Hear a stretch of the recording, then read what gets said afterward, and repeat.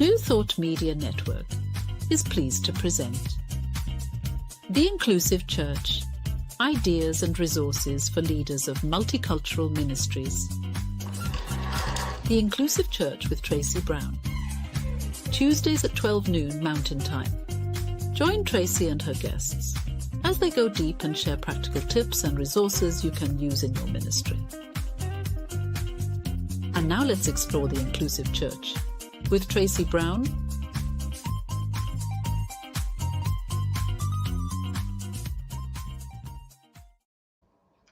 Hey everybody, welcome to Tracy dancing to the music that plays during the theme song. And if you've watched this show a few times or any other show that I've done on New Thought Media Network, that does not surprise you.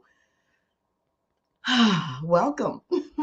This is the Inclusive Church, and I always like to remind you that in this context, we are not talking about church, a building, like going to the church building and doing something. We are talking about the reality that in any ministry, the church is the people, and we want to include not only the people who are already a part of our congregation or community or our ministry, but we want to expand that so that we meet and serve and educate and provide spiritual guidance to as many people as we possibly can.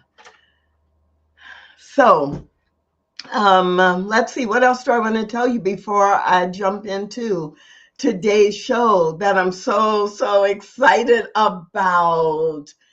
We are here every Tuesday on the New Thought Media Network, and I can see that there are a number of you hanging out online, so I want to encourage you to do what Darlene has done and say, hey, Dr. Tracy, or hello, everybody, and tell us where you are watching from. If you're not too shy to do that, I can see people that are watching on YouTube and Facebook and LinkedIn and another Facebook page. So feel free to let us know you're here, and feel free throughout the show to ask questions or write comments if you are so moved to do so. Why am I excited about today's show? All right, so some of you know me, I'll probably be pretty excited about every show because I love this topic. But I'm especially excited about today's show because I get to have a conversation with Reverend Dr. PETRA WELDES about what it means to be inclusive in ministry. And we together get to learn from lessons that she's learned by being in the middle of addressing inclusion or expanding inclusion for a long time. Let me tell you a little bit about Dr. PETRA. I'm apologizing in advance because I'm really going to keep this short so that we can dive in. Currently, Dr. PETRA is the spiritual leader at CSL Dallas, a thriving community whose purpose is to be radically inclusive, spiritually progressive, and all about transforming lives.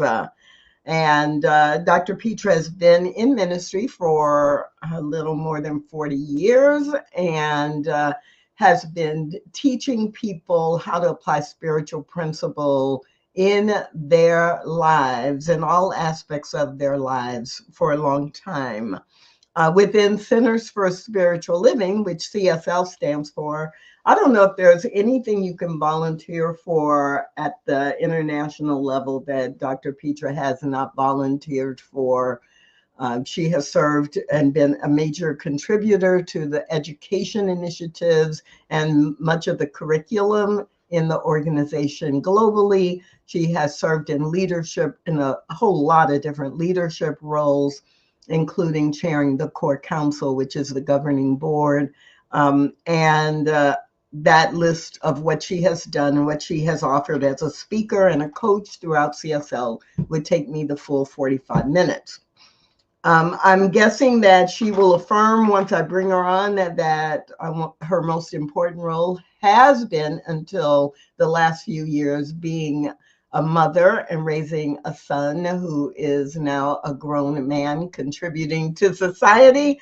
But she might say her most important role right now is as a grandmother. At least it looks that way when you see all the pictures of her playing with her granddaughter. And finally, as I bring Dr. Petra on, I'm going to add that it has been a real joy and delight for me to be a co-conspirator around this topic that we're talking about. How can we be more inclusive in our spiritual community at CSL Dallas? And bigger than that, how do we take our spiritual principles out into the world as the reason that we care about being inclusive? Yeah. So we do have a couple more people who are saying hello. Ben Price from the Pacific Northwest. And again, if you just joined us, then feel free to add that in the comments. Yay. Welcome. Yay.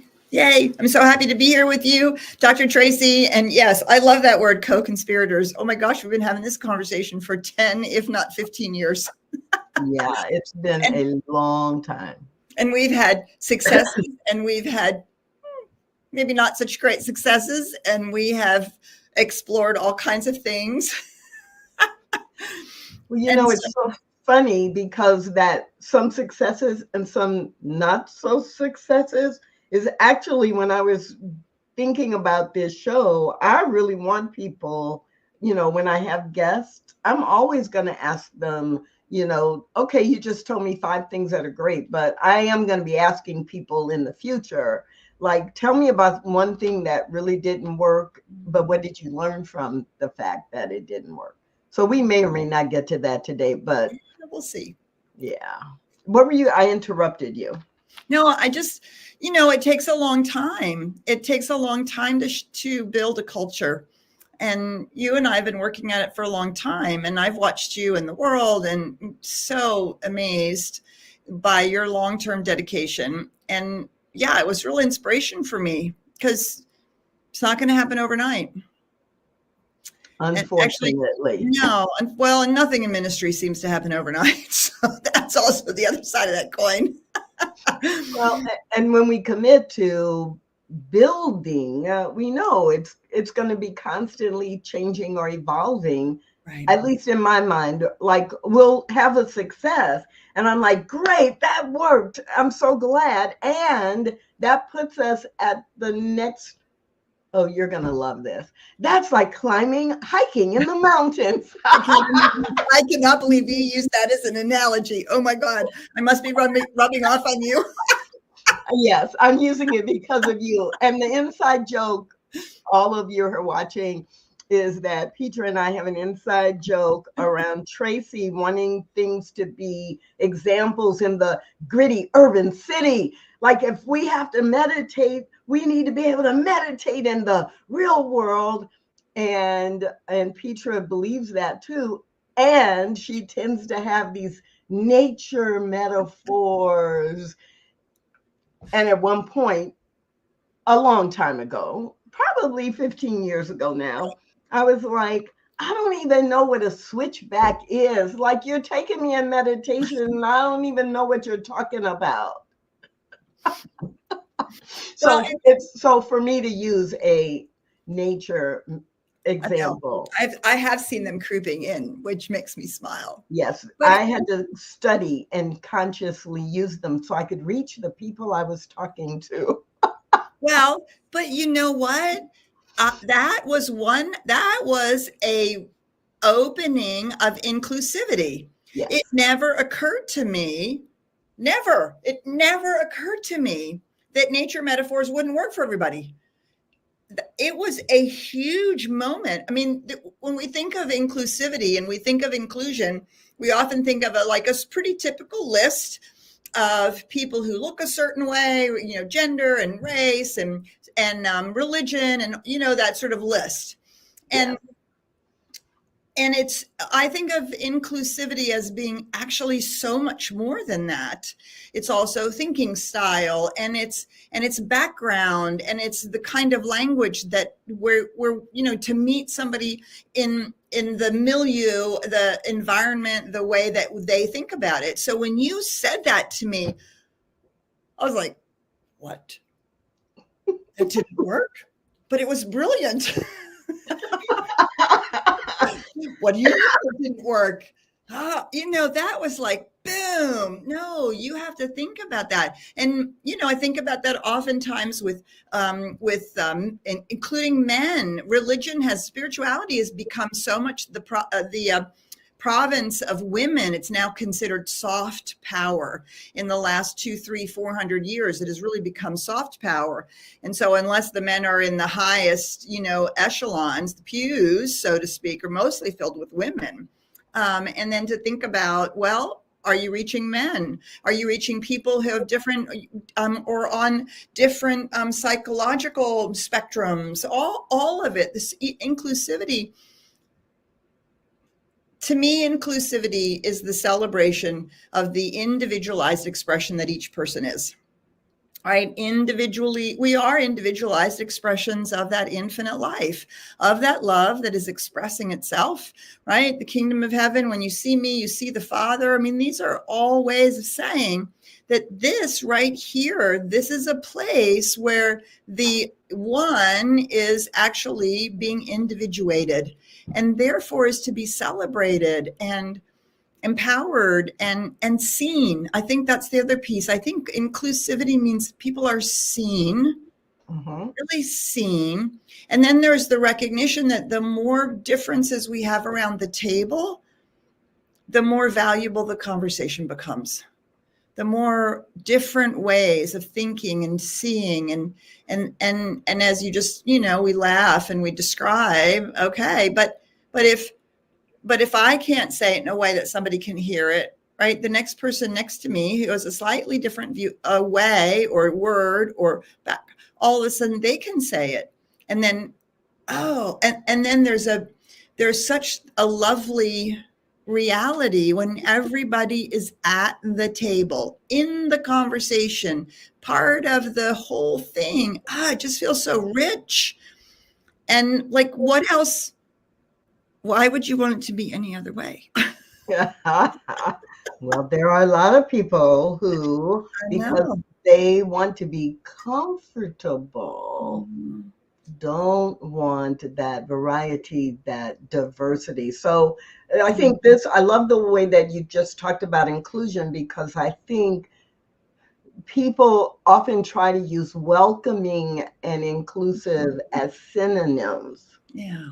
And they really are not, right? So you can welcome a lot of ministries, whatever form they take, will say, well, our programs are open to everyone. Everyone is welcome, but they don't take that next step to identify what do we need to do to actually get input from people? What do we need to do that might be different to truly engage many different kinds of people? And how do we make that become so much a part of our culture and the way we do things that we get to a point where, we would never think to just take one person's view and do it and do that, or use the same type of examples week after week after week. Right. Yeah, so, and it's a mindset, right? It's got to be an intention, and I think what you said is really important. I mean, it's like anything. It's the deliberate, intentional, over and over and over again, paying attention, making decisions that maybe even seem a little awkward, a little forced, a little weird to start out with, right? But ultimately, what you said is, I think it's really true. There comes a point where one would never think to do it any differently. And it just is, it's just the way. That's just the way it becomes then a natural part of the fact that we're all in this together. Like it or not. Yeah. So we have a couple more folks who have the courage or the access to be able to add in. So Ray Ellis is with us, and Robin Hackett is with us. Hi, Rafe. Hi, Robin. And Deborah Ellis is with us as well. So I want you to take a breath, and I don't know if you will have an answer to this, but can you remember some of your first intentional efforts to be more inclusive? Yeah, I can. I would say the very first one, we were actually, so this is over 20 years ago. And my partner in ministry and I, Michael Gott, we looked out at our community and we looked at our platform and we said, one, they don't match. Two, people need to see themselves when they walk in our doors. And the very first thing we started out, and as many spiritual, at least in our denomination in CSL, all of our practitioners were women. Most of the people in leadership were women, and most of the people in the pews were women. And we had a surprisingly high population of men comparatively, because I'm, just like an intellectual nerd and I like science. And so I spoke to men in a certain way, but still they didn't see themselves on the platform. And so we made our very first deliberate decision. This was over 20 years ago. And we said, we need for people to come in and see men on the platform. So we developed a platform assistant program, people in very much front and center. And we said they can only be men. We wanted to make sure that they were diverse. So we wanted 2 that were younger and 2 that were older. And we had some African-American diversity in our community, a little bit. And so we watched people come and go because they didn't see themselves. And so we've said 2 of those people, minimum of 2 of those people have to be African-American. And so we went out and we deliberately found 4 men who would be willing to be platform assistants. 2 of those men are still doing it today, over 20 years later. And with lots of other iterations of people. That was a significant moment when I realized that it was important to pay attention to this, not just wait to see who wanted to play or, always pick the people that were around or the people that you got to know, or, everybody was picking their friends because it's easier to ask a friend to, work with you than to go out and find somebody you don't yet know. So that was one of the very first things. And what was so interesting is that we noticed that it seemed to make a difference. I don't know how I know that it made a difference, but because we would talk about it and like, okay, this is something we have to keep paying attention to. That was what sent me on to the work. Then the next work we did was really understanding that it was important to have different thinking styles in our leadership. And we started using emergenetics, and then we went to HBDI, and we began to deliberately look for people who were different than me in leadership. And oh God, it's so annoying. So annoying to have people around the table who think differently. Oh my God. Oh, and all the, relational people were like, what do you mean we're not going to talk about how the people feel? What do you mean we're going to talk about priorities? Or the conceptual people were like, oh, let's do this and this and this and this. And somebody else is in the room is like, but how are we going to do it? And it was a mess. Let me just tell you that it was a mess. All we knew is that we needed to do it. This was important. And we learn to value this diversity of thinking, right? And so we've been like tiptoeing in different ways.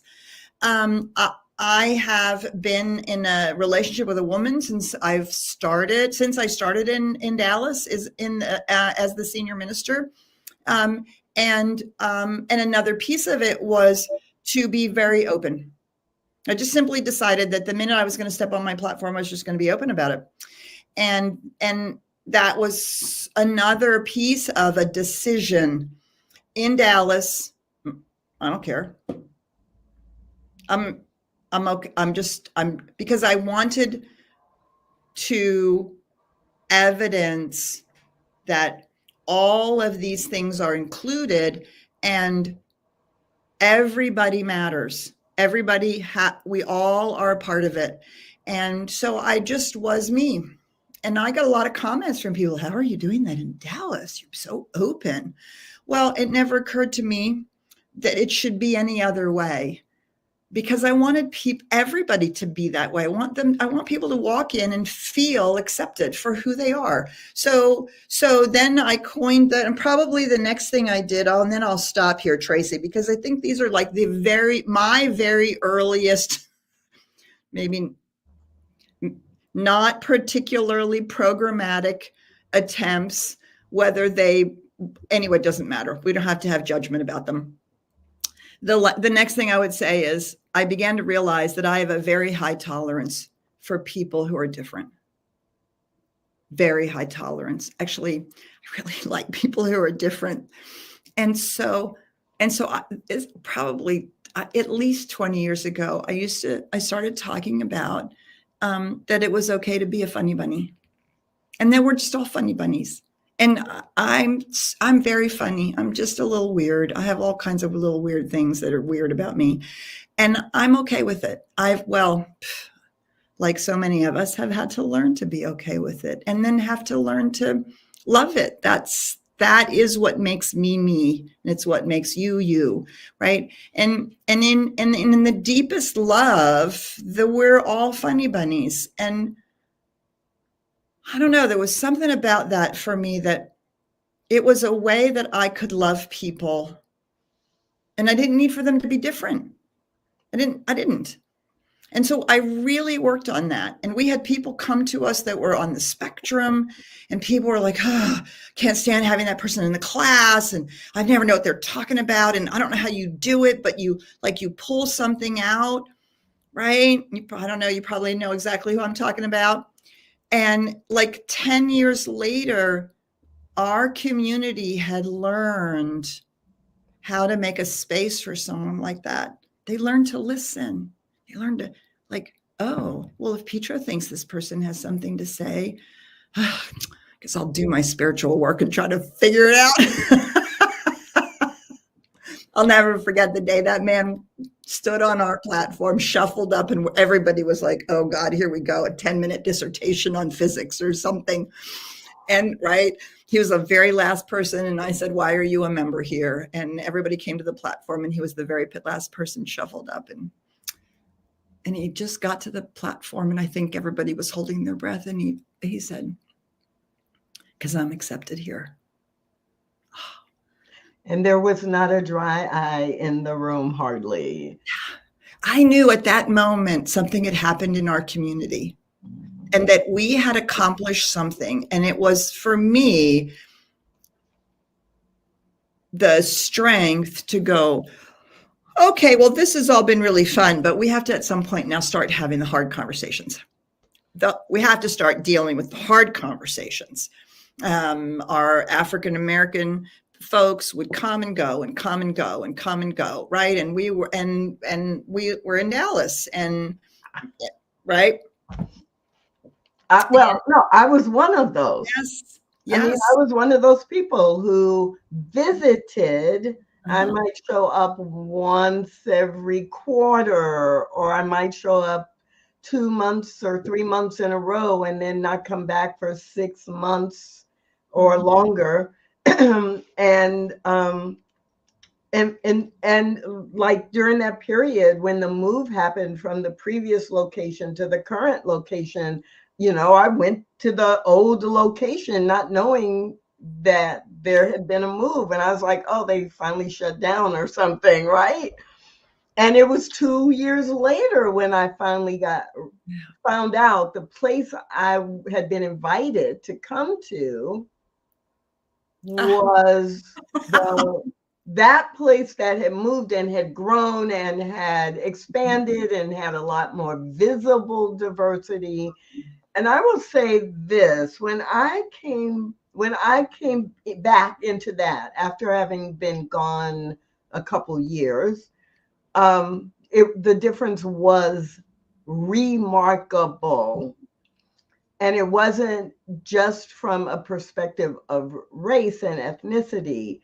Um, there was a sign language interpreter on the platform Mhm. during second service. That's right.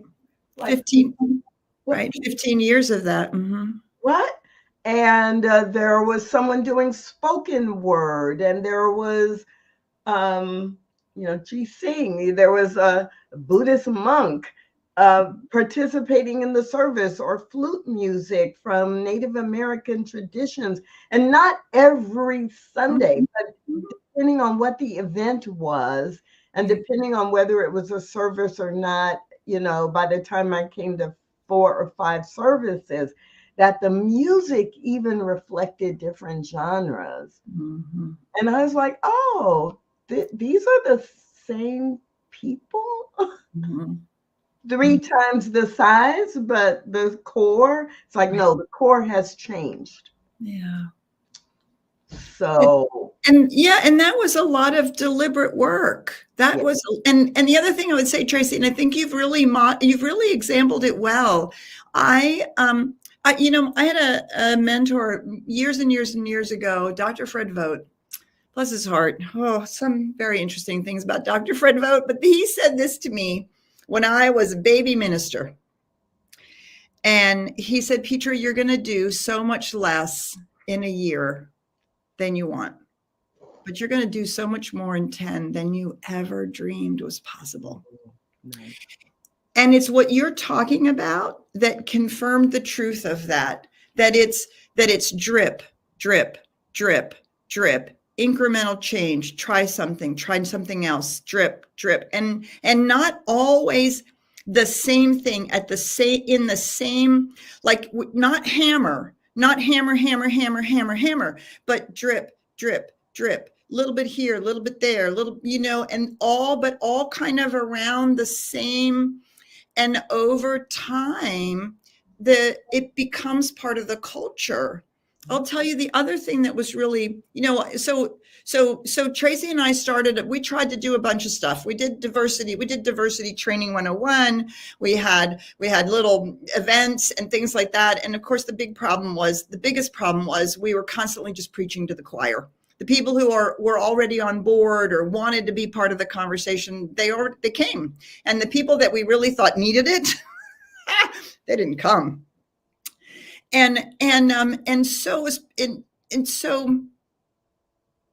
I want to say, I don't know, 8 years ago maybe, when it was becoming increasingly frustrating that the programmatic engagement was not working, that I thought to myself, well, I'm just going to start using it as examples on a Sunday morning from the platform. Just not like I'm going to talk about racism, but how as a minister or a leader, or you're teaching a class, you need examples. You're talking about the creative process, or you're talking about, the old patterns of thinking. And then we use an example, your health, your relationship, your money, whatever. Well, I deliberately made the decision that every time that I was going to make an example, and I could remember, that I had made this decision that I would always have two. One applying to myself personally or to life personally, and one applying to the collective consciousness. And 9 times out of 10, using some kind of reference to unconscious bias, to racism, to African American, to enslaved, and I simply normalized that was one of the examples. Occasionally, I would throw something in around sexual orientation, around climate change, but primarily it felt like that was the thing that we were grappling with in a whole new way in our American culture. We were grappling with it in our own community and not doing it particularly well. And I thought, I'm just going to normalize it. We're not, and you and I did some beautiful, deliberate conversations on the platform, which I thought were incredibly powerful. They were on point, but you can only do that so many times, right? And people stop listening and they don't want to hear it anymore because, quite frankly, they're really interested in their own lives. Thank you very much. That's okay. Well, that's the truth about all of us to a certain extent.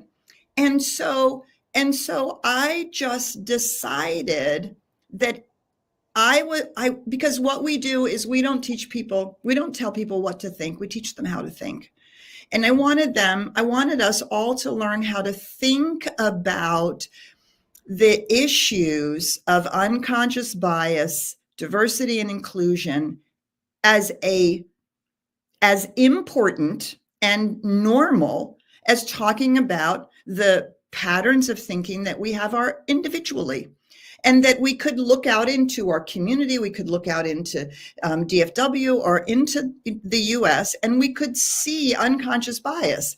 And then I would simply affirm that which I believe is true. We actually know what to do with unconscious bias. We do it every time we teach in our classes how to change your thinking. Now we're just talking about changing thinking on a collective scale, right? The collective unconscious, the subconscious that Ernest Holmes talks about. He calls it race consciousness, right? All the collective. Well, it's exactly the same thing that we're doing. And yes, you have to treat and move your feet. You have to change your pattern and you have to work in the world. This is what we teach individually, and to work at this and the collective level is exactly the same. And so I worked to hold it in my mind. Well, I don't know how else to say it all the time. And just to keep dripping in that these are just normal things for us to be talking about. We have to talk about the issues of the day. We have to talk about all of these things because could we say they're not political, they're not blah, blah, blah, blah, blah, they're not partisan. It's an outpicturing of our spiritual imperative. It's the outpicturing of our teaching. It's the outpicturing of who we've come here to be. And that's probably the thing that's the thing I feel like I contributed. We did a lot of work. Lots of people did a lot of work. You and I and Karen and Dana, then we did the Leadership Lab, which I'm so proud of. But this is the little piece that I feel like I contributed. And and I've watched you do that, and I've watched you remember more frequently and more frequently. And it is that drip effect that I think a lot of leaders and teachers, and even like volunteer team leaders, they don't have to be the senior minister. Mm-hmm. But when they normalize that this is the world we live in, and guess what? It does not match the world we say we want to live in. Right. So we know we've learned how to close the gap between my life now that reflects the consciousness I had in the past and setting a vision or goal and then making conscious choices to do things and adjust my life so that it will deliver or demonstrate that intention.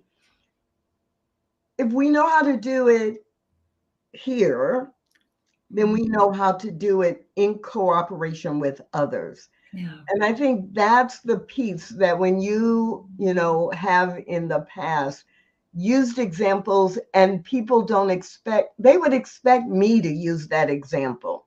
Oh, she's a Black woman, and so she's talking about race.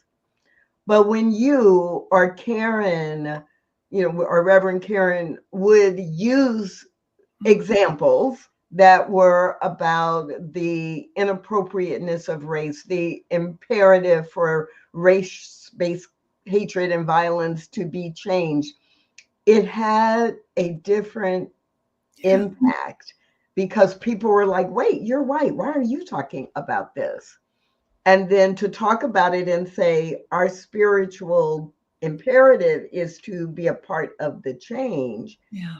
Right. Over time, that drip, drip, drip message and example has brought us to a point where we can have some really difficult conversations and people are understanding. It is a spiritual requirement for us.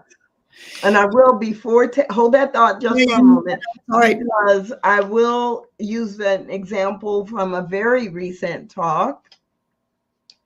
I will say you even impressed me, and I'm used to you doing this work intentionally, where all of your quotations there were a few earnest tones at the end, but using African proverbs as the key grounding for the key points that you made throughout the talk.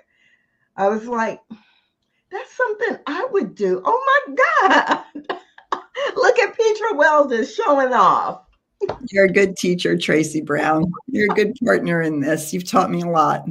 But it was fabulous because, again, people would hear it from me, but they also would be like, well, of course. And when you do it, it's like, oh, now there's we could talk about, how sad it is that that's true. Yes. But for me, it's the same thing when I am doing something around transgender awareness, or I am talking about LGBTQ inclusion or people with disabilities, right? People then look at me and go, well, you're not, you don't look like you have a disability, or, well, you're not transgender. Why do you care about that? And that's why it's so important to be an ally, because it's exactly that. I don't know whether I would say it's sad or not.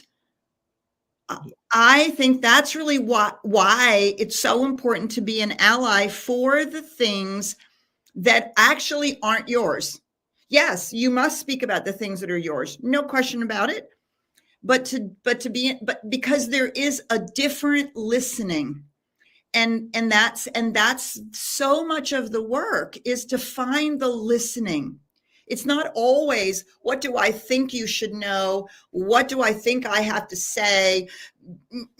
Right? It's finding the listening. And in our spiritual communities, a lot of the listening is available to us when we really come to it from a spiritual imperative. And we can ground it in our spirituality and in our values and in our mission and purpose and all of that. Oh, that's the other thing I would say. We made the mistake of claiming out loud, up front, radically inclusive. Oh my God. People did not realize that radically inclusive would mean they would have to accept people that they didn't politically agree with, that they didn't like. No. That's what radically inclusive means. Oh man. Oh man. We had no idea the impact of choosing that and sticking to it. And people they didn't know so much mind inclusive. They did not like the radical part, but it's a little bit like what we teach in Science of Mind, radical responsibility. No. There's no out here. There's no wiggle room. There's no radically inclusive, which means we are accepting of every person, not accepting of every ideology, not accepting of every belief system, and they're certainly not accepting of every behavior. But we are accepting of every person, and if they find their space here, fabulous. If they don't, please go. Stop trying to make us wrong. Go forth, prosper, find that place where not only do you find acceptance, but you also find agreement. I don't try to change people's minds. I don't try to keep them here, but we have to be radically inclusive. I do, the leadership does. There has to be space for people who are different. It's a little bit of the challenge with like-minded. That can get a little bit, we have to be a little careful about that. And can I really be radically inclusive? And, ooh, man, before the pandemic, I would say there were 2 or 3 years where that was really pushing us. But we're radically inclusive. No, not ideology, not behavior, and certainly not harmful words. But as a person and a human being, that's okay. Radically inclusive. Ooh, sometimes we did things and I don't think we knew the impact it was going to have. But it's so worth it, because then I'm grown too, right? I'm pushed. And what does that mean? The last thing I would say, Tracy, I guess I want to go back to that listening thing.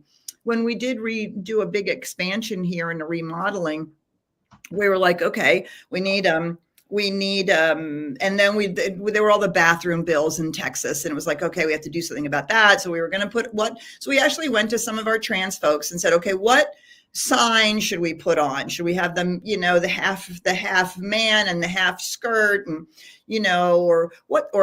and I had heard that a community had put on their bathrooms, it had simply said whatever. And their trans people didn't appreciate that. And so we deliberately went to our trans people and we said, okay, so what do you want? What do you need? What should we put on this sign? Okay, well, what came back is, we want our own bathroom. We want a gender neutral bathroom. Okay, without asking, I would never have known. It would never even occur to me. I was out there researching the signs, and some of them were cute and some of them were cool and some of them made me smile. But by specifically asking what you want, so we have on both sides of our building, we have an individual and it says gender neutral bathroom. And it's not, well, in one place it is also the family bathroom. It has but the other one isn't. And so that also taught me a lot. Don't make assumptions that you have a clue. Just ask, just even if it's fumbling, even if it's like, look, I don't want to be, I don't know. I just have to, and I'm sorry if I don't do it right, but I need to know. Well, and there is a key here. There are always people that you can ask. Always. There's never an excuse. None of us can ever say, especially in the world of technology that we have access to, that I can't find someone to ask. But it is especially something to celebrate that you, Petra, said. We went to the transgender people, I'm going to say the transgender and non-binary people who are in our community, and asked. The fact that we had people who were part of the community already who could advise us. But if we had not, right, Yes. if we had not walked the journey with several people, and grown ourselves as they were making choices and showing up and affirming them, if we hadn't had that, we still could have gone to people in the community and asked. Mm-hmm. But I don't want it to go without noticing that, yeah, we actually had people who were able to advise, that were involved in different ways as volunteers or as staff, who could say, here's what we would prefer, or here's what we would want, here's what will make us feel welcome and seen and respected. Yes, and therefore included, therefore part. What my needs are important, valuable, necessary. Oh my gosh. Yeah, I mean, yeah. So as I've listened, there are 3 tips that come through to me that I want to make sure we capture. And then I'm going to ask you, are there any other real key tips you want to add? Mm-hmm. One is this drip, drip, drip, right? Don't think you're going to do one big thing and there's going to be magical change. Mm-hmm. That there really is a drip, drip, drip process that is what gives you concrete and long-term results. Number 2, that it is a long haul, right? So someone asked me about 6 months ago, they're like, can you help us come up with something to do? Because basically 9 months later, they wanted to show the results. And yes, you can do something and see a result, but you have to have a long-term commitment and strategy. Mm-hmm. And then number 3, get ready to grow. Yes. Because if I can see it now, and it's like the example you just shared, I've done my work, I've done my research, I think I have a couple of good options, but now I talk to people who would be directly impacted or who have experience I don't have. Mm-hmm. I've got to grow in what I think is possible and how I show up. Like, I have to change too. Yeah. So any other key tips? I would give one last thing. This came out of a conversation with, speaking of our transgender and non-binary folks, had a conversation with a gentleman in our community, and he came up to me afterwards and he said, I just don't get the they. I don't get the pronoun thing. Lovely Black gentleman has been part of our community for a long time. I don't get the they. I don't get it. It just seems weird to me.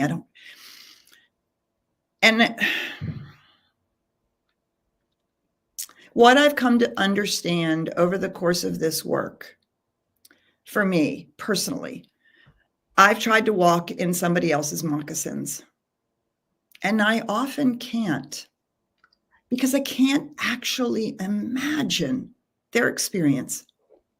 I have some of my own, but I cannot viscerally imagine their experience. What I can do,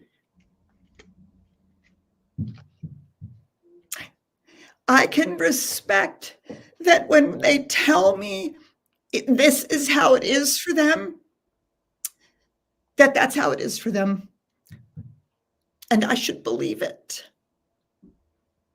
That to me is respecting, even if I can't actually walk a mile in their moccasins. I can't even imagine things that people have lived with, experienced.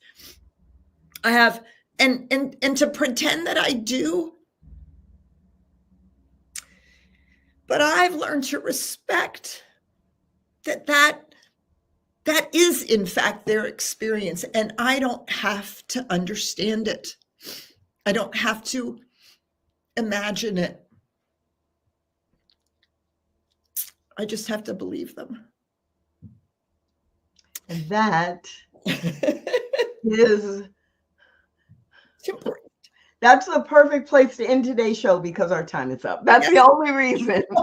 Because of course, that just opens the door to so many other examples and so many other things we could talk about. But those of you who are watching this either live or the recording, you just are going to have to come back next Tuesday or the next Tuesday or the next Tuesday for more rich dialogue and more diving into how does our commitment to being inclusive show up in the real world, and how do we sustain it over time? Thank you so much, Dr. Petra, for saying yes and for sharing this conversation with me. Well, and thank you, Tracy. Thank you for being you. There's nobody better to be doing this show, and I am honored to be on it today. Thank you so much. Everybody, I want you to mark your calendars absolutely for Tuesdays at noon Mountain Time. Please, please join me. And if noon Mountain Time doesn't work for you, then absolutely know that you can watch the recording on any of the places where we stream the Stained Glass Spirit Facebook page, New Thought Media, Facebook, or YouTube. And also Tracy Brown, RScP on LinkedIn. So please, please join us every week. Thank you for all your comments today and your questions. Are there CSL forums specifically for ministers and practitioners designed as continuing ed, focused on equity, inclusion, and diversity? Then the CSL, the larger organization, DEI committee, hosts webinars on topics like this, or topics that all of us should be concerned about if we are committed to inclusion. And so you can access those through the weekly newsletter, and or by looking for the Diversity Inclusion Committee's Facebook page, CSL Diversity Inclusion. Thanks everybody for being with us today, and I sure hope to see you again real soon. My name is Tracy Brown, and this is Inclusive Church.